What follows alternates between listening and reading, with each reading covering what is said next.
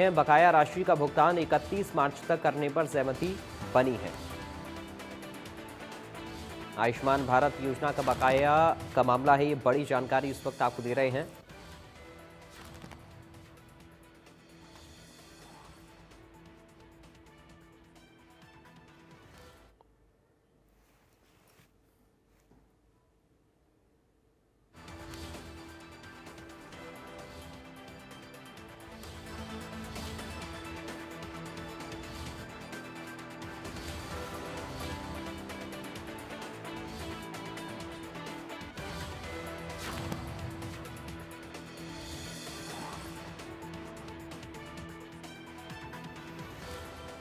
संवाददाता साक्षी शर्मा हमारे साथ फोन लाइन पर जुड़ गए हैं। साक्षी, क्या अपडेट मिल रहा है इस पूरी खबर को लेकर?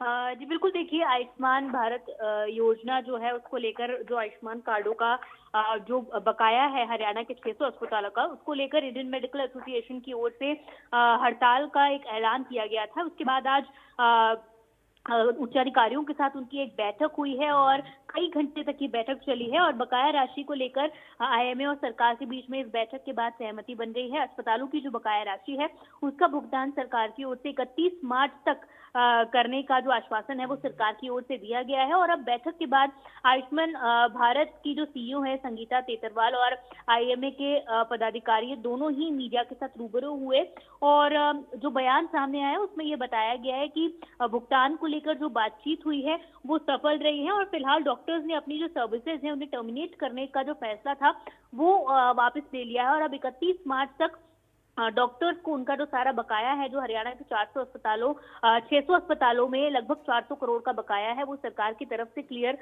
कर दिया जाएगा। और डॉक्टरों के भुगतान के लिए सरकार ने वित्त विभाग से भी करीबन 2500 करोड़ रुपए एक रिवाइज्ड बजट मांगा है और बजट मिलते ही ये आपको बता दें कि सारा वर्ष का चालू वर्ष का जो भुगतान है वो सरकार की ओर से कर दिया जाएगा। वहीं इसके अलावा इंडियन मेडिकल एसोसिएशन की पोर्टल से जुड़ी भी कुछ मांगे थी, इन मांगों को भी सरकार के द्वारा ध्यान में लिया गया है और उनका भी समाधान कर दिया गया है और पारदर्शिता से काम करने का सरकार की ओर से आश्वासन मिला है।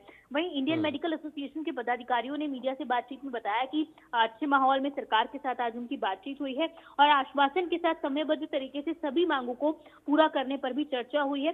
वहीं उन्होंने बताया कि बैठक का जो मुख्य मुद्दा था वो जो बकाया राशि थी उसके भुगतान का मुद्दा था और समय पर भुगतान नहीं होने के चलते ज्यादा राशि जो है वो एकत्रित हो जाती थी। और वहीं स्वास्थ्य विभाग ने वित्त विभाग से करीबन 2500 करोड़ रुपए का बजट भी मांगा है और इसी बजट से जो भुगतान है राशि का वो कहीं ना कहीं किया जाएगा।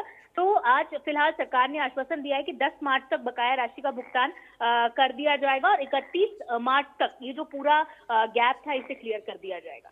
शुक्रिया आपका साक्षी, जानकारी और इस पूरी बातचीत के लिए। कैसे हो पाए? हमारी आईएमए के साथ में मीटिंग हुई है। आयुष्मान भारत को लेके कुछ कॉम्प्लिकेशन थी, कुछ प्रॉब्लम्स थी जिसको लेके डॉक्टर्स की ओर से हमारी ओर कंसर्न आए थे, वो हमने सोल्व करने की कोशिश की है।